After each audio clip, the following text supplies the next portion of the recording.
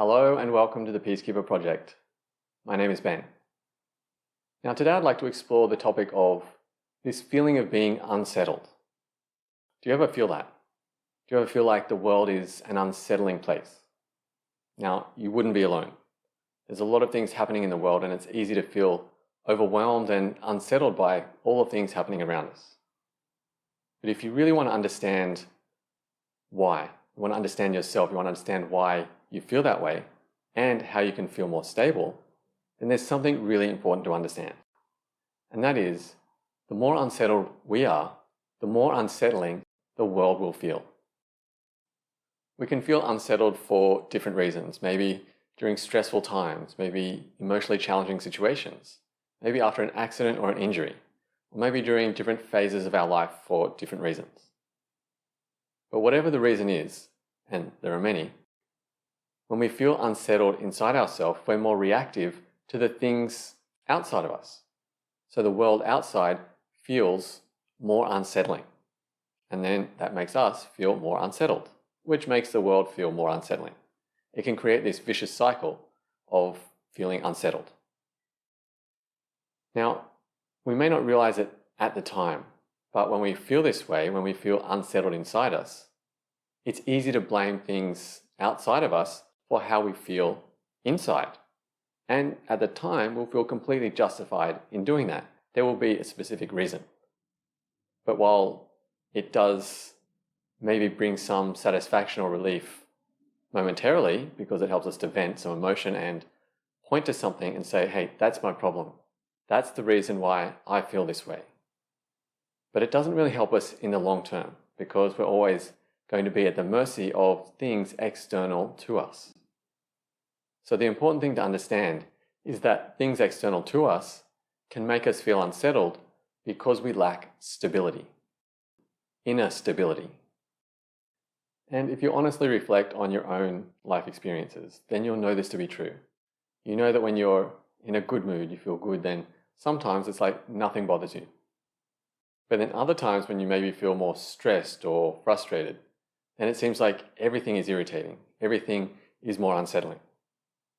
And I had a friend that was sharing with me a while ago that there was a phase where she was having more of her friends come to her and share their challenges and their problems. And so she was feeling it. She was feeling drained by taking on too much of their stuff. And she said to me, I need to be less sensitive. And I completely understand why she would say that.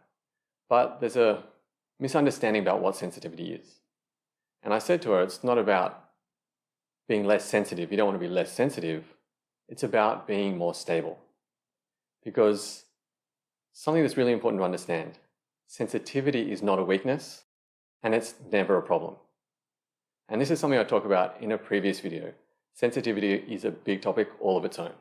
So if you'd like to know more about that one, then I'll leave a link at the end of the video and in the description. All right, so back to stability. So when we feel more stable inside ourselves, when we start to cultivate that sense of stability, a sense of center inside us, then it's not like the world necessarily changes. The things happening around us are still happening. It's just that now those things don't feel unsettling. We have a more stable center.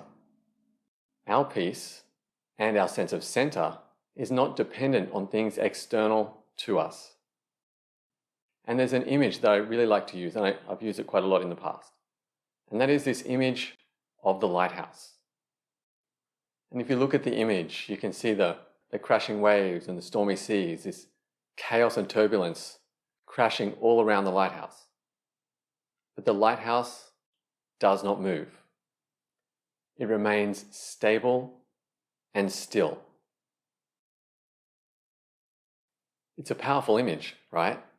Could you feel that sense of stability amid the chaos?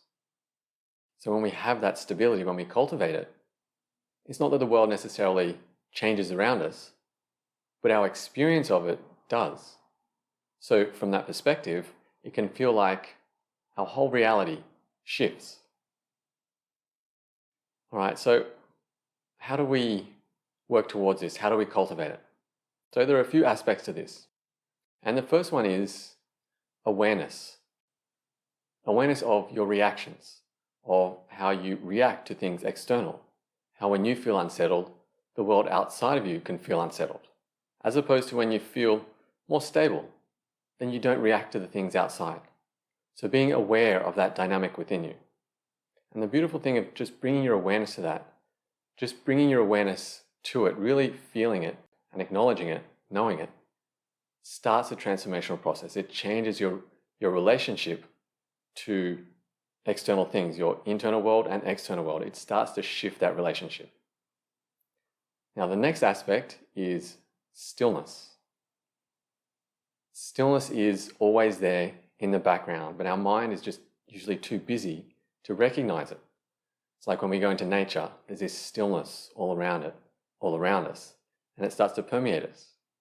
And so this is where practices like meditation and mindfulness come in, because they help us cultivate this reconnection to stillness that's always there in the background. When we practice meditation and mindfulness, we reconnect to it and it starts to permeate us. And that stillness brings stability. And then the next aspect is emotional work. When we do deep emotional work, we start deconstructing the parts of our personality, our sense of self, our ego, our fears and insecurities, the things that keep us disconnected from stillness in the first place, the things that keep us unsettled. So that emotional work helps to deconstruct that. And it's important, this emotional work plus work on stillness through meditation and mindfulness, because there's really intimate and important connection between the two. And that's something else I touch on in a previous video. So if you want to know more about that important connection and how they support each other, then I'll leave a link at the end of the video and in the description. And the last aspect I'll mention is really attitude. So it starts with a willingness to understand ourselves, to understand and question ourselves, question our beliefs, our motivations, why we react the way we do, understand our emotions. So that comes with a willingness to understand our emotions, because it's not always easy. But the willingness helps take us there. And curiosity, part of this attitude, is really this fire, this curiosity. It's a flame, this enthusiasm to want to know. It helps take us in. And then, of course, being consistent and being patient with your progress. Because with practice and consistency comes progress.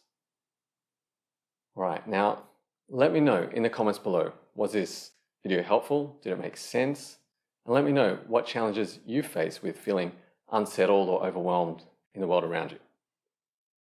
And if you'd like to know more about meditation, stillness, emotional work, and how I can help you and the things I offer, then you can find out more at peacekeeperproject.com. If you have any questions, don't hesitate to reach out. All right, now I'm going to leave this here, but thank you for being here, and I really appreciate your presence.